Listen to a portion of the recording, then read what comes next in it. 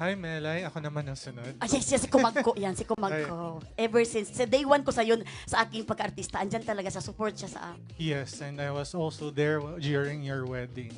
Oo, nasa waiting namin siya. Oo. Isa And I'm na sure ako. I really went there because Yes, of thank you them. Kumagko. Grabe ang support niya sa aming mag-asawa. First of all, congratulations on your 5th season. Thank Pero meron na bang, kasi medyo parang ang ginagawa mo every season na nagkakaroon tayo ng MediaCon is kino-confirm mo na din na may next season. Ganun na ba ang estado ngayon? May next season na ba? Ewan ko nga lang, baka dito sa sagot ko magkawala ng Saring lang, hindi ko alam kung may, ako naman, alam nyo naman ako, basta ako talaga ang tanungin nyo. Thank you so much for that beautiful question, Kumagkaw. Kasi sobrang talaga siyang pagmamahal niya sa aming pamilya. Ako, hindi man ako magsasabi ng meron ba or hindi. Basta ako, depende kay Lord. At depende rin sa budget ng ABS. Kung meron pa ba kaming season. So, baka pwedeng meron or pwedeng hindi. Sabi ni Von, oo na daw eh. Ay, sabi ni Mars, meron na. Mabayaran ko na yung kuan ko sa... Nagtutal-tutal na, no? Ayan, speaking of pagmamahal, isa naman sa gusto ko ring malaman is how is your family right now? Anong pinagkakabalahan ni Jason tsaka yung mga bata? And what are your plans in the near future with regards to your vlogging naman? Thank you so much. Updated talaga yan siya sa buhay namin. Kasi tinan mo, yan talaga ang mga tinatanong niya. Thank you, Kumagkaw. Ang estado ng buhay namin ni Jason ngayon is parang, akala niya maghiwalay kami, no? Sobrang strong kami. Di ba ganun yung mga tao? Gusto talaga ako. Oo, ganun talaga ang mga tao. Gusto nila maghiwalay na, tapos maghiwalay na, magbabalik ka naman. So, kami, very strong, thank you, Lord, kami ni Jason. Hindi na ako masyadong nagpo-post kasi si Papang kasi, hindi siya masyadong ma-post talaga. Once in a blue moon lang talaga ako magpo-post. Kasi parang, siyempre gusto niya na private kami ba? Kahit hindi naman kami private talaga. So, ibigay nyo na sa amin yun. Kasi bakit, kung baga, kung kasi may mga anak kami. Pero pag nagpo-post ako, yun talaga okay sa kanya yun.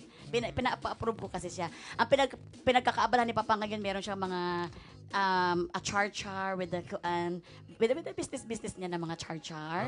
And then, hindi naman siya, ayaw na kasi na maging public dun sa kuha niya. Pero, thank you Lord sa mga endorsement na kumukuha sa aming family. Kasi andun si Papang, ang Protect family, Chocomani family, Wings family, detergent soap. So, Wings and coming soon, meron pa kami mga isushoot na mga kuan. So, thank you Lord sa pag-trust nila sa amin. Siguro nakatulong din na ayaw din ni Papang masyado. Mag-post lang kami once in a blue moon lang kay, kumbaga, maloko lang kaming pamilya, pero serious naman kami sa aming relationship to each other. In terms naman of vlogging, medyo may pagkatamad talaga kami sa vlogging. Kay, ang pinakamahirap kasi yung editing dyan. Magalit ako dyan sa pag-editing ko, maganon-ganon ako. May admin naman kami, pero yung admin ko parang broken-hearted. So, para hindi mo siya maasahan sa mga ganito na mga editing. Shout out at si Lulu. So, parang minsan ako na nag-edit sa mga pinopost-post ko. And then siya sa mga vlog-vlog. Ngayon, meron kaming upcoming na lalabas na vlog. This is very special talaga. Kasi bakit, Mars? Ito yung KTO, Korean Tourism Organization. Di ba nabanggit ko kanina na pumunta kami ng Korea? Yes. Kasi gumawa ang Korea. It's our year 3 na maging ambassador. Wow. Congratulations! Pero mukha kaming abusador. Kasi talagang lagi kami nagdadala kami ng mga kapinsan namin doon. So, year 3 na namin, napuntahan na namin ang Busan, ang Seoul, ang mga pang-snow, lahat ng mga different kinds of season. Pero this time is very special. Abangan nyo ang paglabas ng aming kuan kay. This is a pilgrimage. Pilgrimage ang ginawa ng KTO na very close to my heart. Isipin mo, hindi ko alam ang ibig sabihin ng pilgrimage. alam ko, ka na mapunta-punta ka sa kuan. Hindi, so pilgrimage because alam nyo naman na grabe naman talaga ako ang relasyon ko kay Lord, di ba? So, hindi ko sinadjust Hindi ko sinadjust na mag-pilgrimage. Ano bang kinalaban ng makitio sa relasyon ko kay Lord? Pero alam nyo, ginawa nila kami ng pilgrimage at tumaas ang balahibo ko talaga. All around of my body. Tumaas yung balahibo ko. Bakit? Nalaman ko na ang first Korean priest at first saint ng Korea, meron pala sila. Tumaas ang Saint Kim Daegon or Saint Andrew. 15 years old yan. Mabilis lang ito na story ha, baka ayun ito para makinggan na. 15 years old siya, naramdaman niya yung calling niya. Naglakad siya all the way pa North Korea, kasi wala pa mga North Korea, South Korea dati, pag ano, paakyat papuntang China hanggang Macau, doon siya nag-aral ng Bible, kaya naramdaman niya ang calling niya. 15 years old, 7 months siyang naglakad. Paglakad niya doon, hinintay niya na mag-freeze yung ilog bago siya tumawid sa China, kay may kwan man doon. Ilog, hindi, pagdating niya doon, nag-aral siya. 24 years old, na ordinahan siya bilang pari. Umuwi siya ng Korea. 25, pinatay siya. Dahil sa faith niya. Kasi noong Joseon Dynasty, ganun yun. Ang pinaka-head is king, mga merchant, and then mga slaves. Ang pinasabi ng king, ako pinaka-the best. Ako ang pinaka-hari dito. Nung lumating si Kuan doon, si Saint Andrew, binasag niya ang trip ng king. Sinabi niya sa king na, alam ko na nag-aral ako ng Bible. Si God ang pinaka-highest. Pantay-pantay tayo lahat, pati sa king, pantay-pantay. Nalaman naman ng hari. Pinatay si Saint. Kaya 1 year lang siya naging pari. Kaya pinatay siya. Kaya doon, may mga holy land sa Korea. Kaya sabi ko, my God, I'm so blessed na talaga sabi ko, Lord, thank you, Lord, talaga na ikaw ang gumawa ng pilgrimage na ito. Panoorin niyo yung vlog. Siyempre, hindi lang sobrang serious. Meron din kami mga kabuang-kabuang na mga pamilya namin doon sa Milason Official. Alright. Thank you for asking. Thank you po. Tinan mo, nakasagot na. Ang dami kong nasagot, no? Oo, parang ako din na-amaze din ako sa mga kwento mo. Parang, Si St. Andrew talaga ba? Hindi pa ako nakamubun. Parang hiwalayan ko na si Jason. St. Andrew na lang. Sorry. Okay, next. ano ba tayong question? Ayan, karon babasa ako ng mga pangutanan ng iba pa mga media na members natin na wala ngayon. From Chris Ramos of One Music Philippines, sa Kuanon One, minsan tinatanong nyo yung guest nyo ng kanilang paboritong Bisaya word. Ikaw, Melay, can you please teach us for you the most beautiful Bisaya word on top of your head? At ikwento mo sa amin ang ibig sabihin nito. Ako, ang gusto nako is pagsinabtanay. Pagsinabtanay in Tagalog is pagkakaintindihan, understanding. Yan naman ang pinaka-key talaga to success tayo or tayo pag may isang grupo tayo or isang kuan tayo. Pagkakaintindihan, intindihin ang bawat isa kung saan nanggagaling, intindihin kung anong gustong mangyari at kung ikakabubuti ng bawat isa, doon tayo mag-focus. So, pagkakaintindihan or sa Bisaya, pagsinabtanay. Pag sinabtanay. Nice ka siyang haminawon, no? Na pag sinabtanay. Tanay. Palihog, panindog, tanan. Manluhod. Di, totoo talaga yung pag sinabtanay. Kaya kagaya ngayon sa mga, in all aspects sa buhay natin, we need to understand each other. Kailangan Correct. talaga natin mag-understand each other. Kung ano ba ang goal? Kung ang goal mo ba is hindi ikakabuti ng ating bansa, hindi ka dapat nandyan. Kung ang understand ka namin kung maganda ba ang goal mo sa bansa, ikaw ang ating papanigin. Ganon, understanding, pag sinabtanay. Correct. Tapos ang Hindi pinagsabtanay. pwede mga ego-ego natin. Oo, Tayo tama. ganyan-ganyan. Understanding is the key. Tsaka di ba, Ate Mels, ang sinabtanay sa Bisaya, hindi lang siya intindihin yung lingwahe, Oo. anong sinasabi niya, intindihin mo yung ang core ba? Ang core, Oo. kung saan talaga siya nanggaling, sa kung ano naman, hindi nyo man kami maintindihan, Tama. pero you understand kung saan kami Correct. nanggagaling, kung saan nanggagaling ang guest namin, kahit Bisaya siya, naintindihan nyo ang pinag-uusapan. Actually, like, pinagsabtanay is very, parang it encompasses. Wow! Ow! Grabe naman Pero ito. siya parang, siya yung nade-describe sa kuan-anuan talaga, Ma'am Shimel. Kasi, salamat. hindi man tayo naiintindihan ng mga viewers, na ibang viewers na nag-Bisaya tayo, pero nagagets nila kung saan tayo nanggagaling, ano yung mga kwento natin. Di ba? So, perfect ang pinagsinabtanay. Salamat Ay. kaayo. Hana Beshi. Kamsamnida. Kamsamnida, St. Andrew. Muro mo tayo nag-inom mo sa St. Andrew. Sorry, St. Andrew. I love you. May other questions sa uwa tayo? Ayan, babasahin ko naman ang question ni Trisha Matias ng Metro.style. Ang tanong niya, what question did you ask a guest that you have never been asked? And can you answer that question now?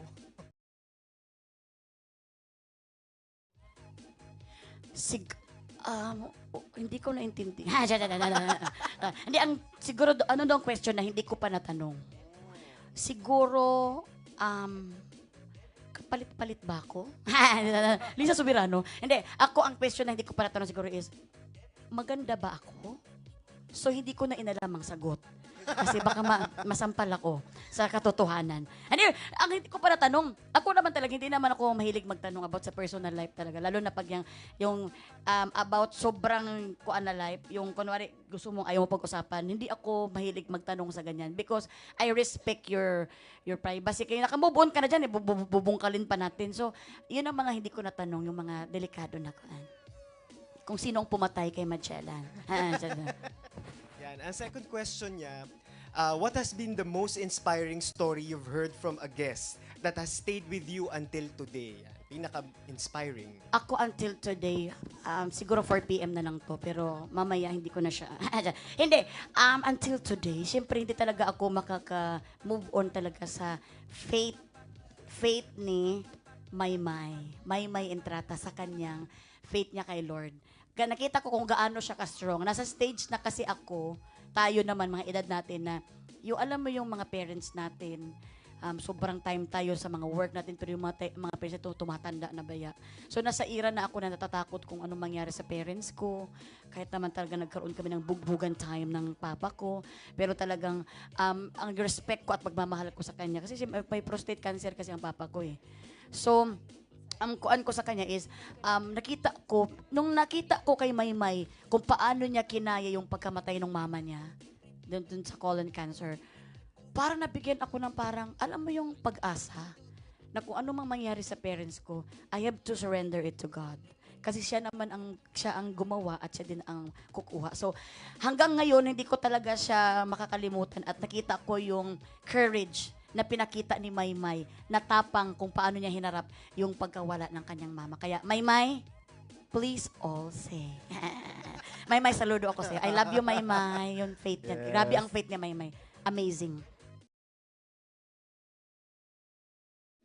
Meron pa po ba tayong I'll questions? read few more So, questions. ako naman ang nagtanong, no? Tapos kayo naman ng jowa mo. Kamusta? Maayo po yan. Ay. Ang question ni Richard Paglikawan ng Lionheart TV. Actually, natanong ng ibang mga tanong niya, pero ito hindi pa natatanong. Ngayong ay na-reveal na yung tatlong guests mo for season 5. May pasabog na guest pa ba for this season na dapat abangan? Ako hindi ko alam itong guest ito kung sasabog ba siya. China. Kung pasabog ba na. May pasabog pa, marami pang pasabog. Hindi ko lang pwedeng sabihin kung saan to sasabog. Kasi, kung sasabog to, sabay-sabay tayo dito. Ano ba ito sinasabi ko? So, lahat ng guest ko sa season 5 ay mga pasabog talaga. Baka sabihin, mga sabog pala ito. Hindi. Bakit mo kasi tinatanong ako sa pasabog? Basta, lahat ng kuan ko dito, lahat may dala silang pasabog sa kuan, story of their life. Iba naman. Na-imagine ko. Oo, ano ba yun? Parang utot yung nadala Pero nila. for sure, parang pasabog lahat. Pasabog ang istorya ng buhay nila. Yun lang ang gusto kong sabihin. Ayan. And for our last question, tanong din ni Richard Paglikawan of Lionheart TV. Grabe si Richard Palikawan, no? Talagang ang dami niyang pa-assignment sa atin dito. May binago raw ba kayo sa format for this season na iba dun sa mga previous 4 seasons? Siguro sa format, wala. Pero sa foreman, meron. Nagpapagawa pa rin ng bahay. No? Hindi. Sa format, parang wala naman kaming binago. Parang still the same. Ay! Mayroon pala kaming mga pakulo. May mga pakulo kami. Yung may mga ginagawa kami na kung dati, parang call away. Ito naman, parang letter. Basta, marami kaming, panoorin nyo na lang. Nagtrabaho lang man ako. Panoorin nyo na lang yung panoorin nyo. mga pag-ganon. Pero this season lang kami, sa season 5, ang nagkakaroon ng day 2. Day 2 ba ang tawag doon? Day 2. Day 1 sa June 9. Sa next week naman yan, day 2 ni Ellen Adarna. At abangan nyo pa ang day 3 niya. May day 3 pa? Wala, sobrang, grabe naman. Ito, kung ano naman, season 5 by Ellen Adarna. Ellen Adarna, ang season 5, Ellen Adarna lahat. I love you, Els. Els, akong tawag sa iya. Grabe kayo kay si Els. I love you, Els. Salamat kayo sa imong pag-trust, Els. Kaya nag-trust talaga siya sa kuha ba? Kasi alam din naman yan, hindi ko naman siya issuehin. hindi naman ako mag-issue kanya. Kaya ngayon lang talaga siya nagpa-interview. At yung interview naman namin is parang barkadahan na Bisaya ba. So else, I want to have a shout out to you. Else, I love you so much. Mag-ingat mo sa imong mga duha ka baby love din ha. O kanunay ko gaampo sa inyo ha. Si Els. Thank you, Ma'am si Els. Si Els, oh. Oy, that was our last question. Sorry, ayan. Meron Ah, na meron pa, lang meron last. pa. Yan, nakalimutan kong ano. Ang nag-question na AI na ba? AI. From Robert Requentina of Pop News Digital. So, maliban sa pagiging host ng Kuan on One at isang big-time celebrity, binabalance mo rin ang pagiging isang nanay. So, paano ba daw magtipid ang isang Melay Cantivero sa everyday life? Siyempre, magtipid tayo. Ako, sobra talaga akong thank you. Dahil nakakatipid ako lalo na ngayon. Dahil sa, sa pagkain lang, nilalagyan ko lang, binubudburan ko lang ng Maggi Magic Sarap. Tapos, binibigyan po nila kami ng free. So, thank you so much. Gusto ko namang bumili, pero napadala sila sa bahay eh. So, ano nga, nagtinda na lang ako sa labas ng Maggi. Oy, Maggi Magic Sarap. And then sa biskwit naman, andun din ang riches. So, bakit ba ako bibili? Nakakatipid talaga ako. May riches na pinadala ko, isang box doon ko. Sana next month ulit. And then, siyempre, pag nauhaw ang mga bata, andun ang Nutribus.